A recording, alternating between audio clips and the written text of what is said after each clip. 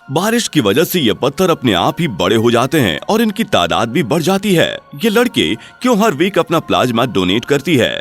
एक ऐसी shaving machine जो एक साथ 10 आदमियों की शेव बना देती है।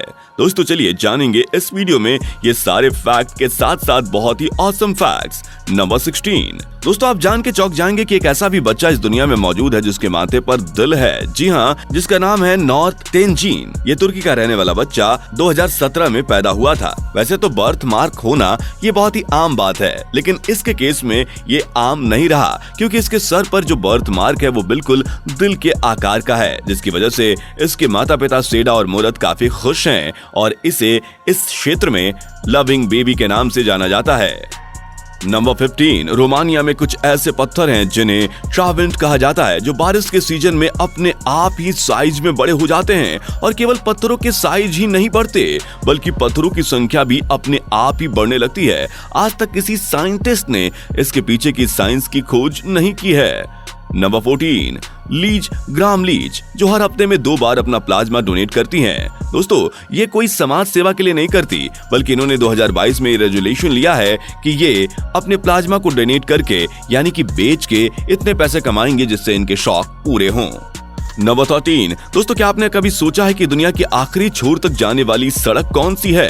दोस्तों धरती के सुदूर इलाके यानी कि नॉर्थ पोल में ये सड़क है जिसका नाम है E69। दोस्तों आप यहाँ अकेले नहीं जा सकते, यहाँ आपको ग्रुप में जाना पड़ेगा क्योंकि इस सड़क के आखिर में समुद्र और बर्फ है, जहाँ पे आपको आसानी से ऐसे भ्रम हो सकते हैं जिससे आप भूल जाएं, इसलिए आपको कभी यहाँ अकेले नहीं जाना दिया जाता। नंबर 12। दोस्तों क्या आप ऐसी शेविंग मशीन के बारे में जानते हैं जो एक साथ 10 आदमियों के शेव बना दे?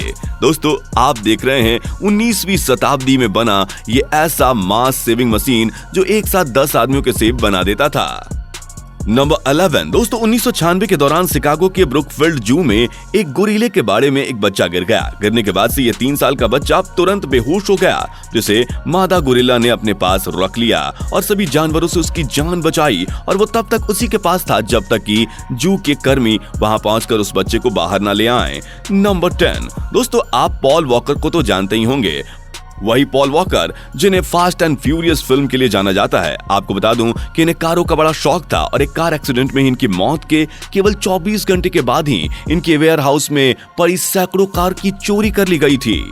नंबर 9। दोस्तों आपने हैरी पॉटर मूवीज तो जरूर ही देखी होगी। उसकी सीरीज में काफी सारे बच्चों को दिखाया जाता है जो अपने क्लासेस में वर्क करते हुए भी नजर आते हैं। इस सीन को रियलिस्टिक दिखाने के लिए इस फिल्म के डायरेक्टर ने जितने भी इसमें बच्चे आर्टिस्ट थे उनके रियल होमवर्क उनसे सीन्स के दौरान कराएं।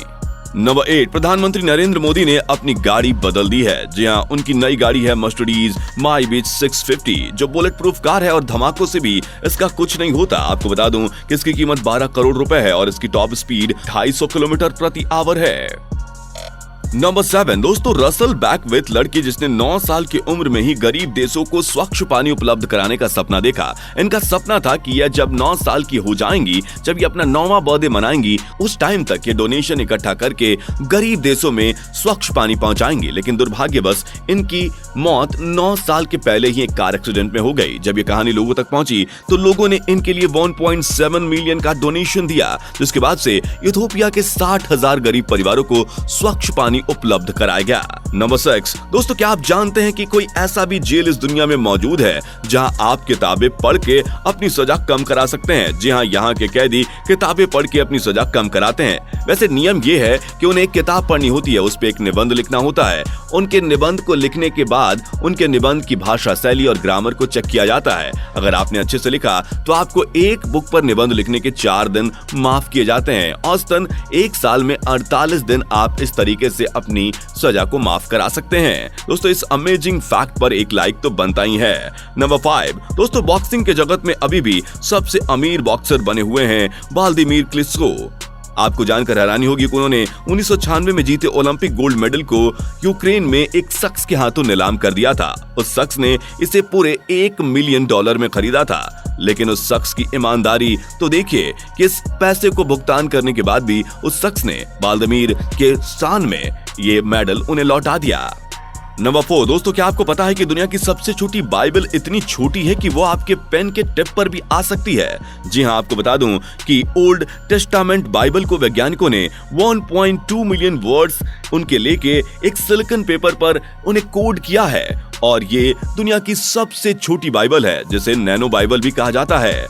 नंबर 3 दोस्तों, नागपुर के स्वप्नील चौपकर ने मारुति 800 के स्कार्प से एक रेसिंग कार बना दी। दोस्तों ये चाहते थे कि हमेशा से वो रेसिंग कार चलाएं, लेकिन उनकी कीमत बहुत ज्यादा थी। आपको बता दूं कि स्वप्नील ने बताया कि उन्होंने 1 साल मेहनत करके केवल 1 लाख की लागत में ये कार बनाई है। नंबर 2 दोस्तों, आप जानकर चौंक जाएंगे कि ये बच्चा 9 साल का सबसे यंगेस्ट बिलियनियर है। जी हाँ, इसका नाम है माफा जूनियर। ये केवल 6 साल की उम्र में ही कई आलीशान घरों और कारों का मालिक बन गया था। एक रिपोर्ट के अनुसार इसके पास अपना खुद का प्राइवेट जेट भी है। अब आप सोच रहे होंगे कि इसके इनकम का सोर्स क्या है, तो मैं आपको बता दूं कि इसके इनकम का सबसे बड़ा सोर्स है इनके पिता, जो पहले से ही एक मिलेनियर और बिलियनियर हैं, जिन्होंने अपनी सारी प्रॉपर्टी उसके नाम कर दी है। नंबर 1 दोस्तों, यूक्रेन और रूस के युद्ध के बाद से दुनिया बहुत सारे समस्याओं में पड़ी हुई है, लेकिन रूस और यूक्रेन के युद्ध के सबसे बड़े कारण व्लादिमीर पुतिन को आप कितना जानते हैं? जी हाँ, आपको मैं बता दूं कि व्लादिमीर पुतिन का जन्म हुआ था 7 अक्टूबर 1952 को सोवियत संघ के रूसी गणराज्य के लेनिनग्राद, जो अभी सेंट पीटरबर्ग के रूप में जाना जाता है। उनके पिता का नाम था व्लादिमीर स्पिरोदोनोविच पुतिन और माता का नाम मारिया इनोवना सोलोमोवा था। उनकी मां फैक्ट्री में काम करती थी जबकि पिता सोवियत नेवी में काम करते थे। केवल 16 साल की उम्र में ही सोवियत संघ के गुप्तचर संस्था केजीबी के अधिकारी के रूप में पुतिन ने अपनी सेवा शुरू की।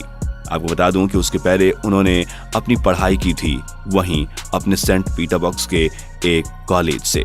उसके बाद से 31 दिसंबर 1999 को रूस के कार्यवाहक राष्ट्रपति बने।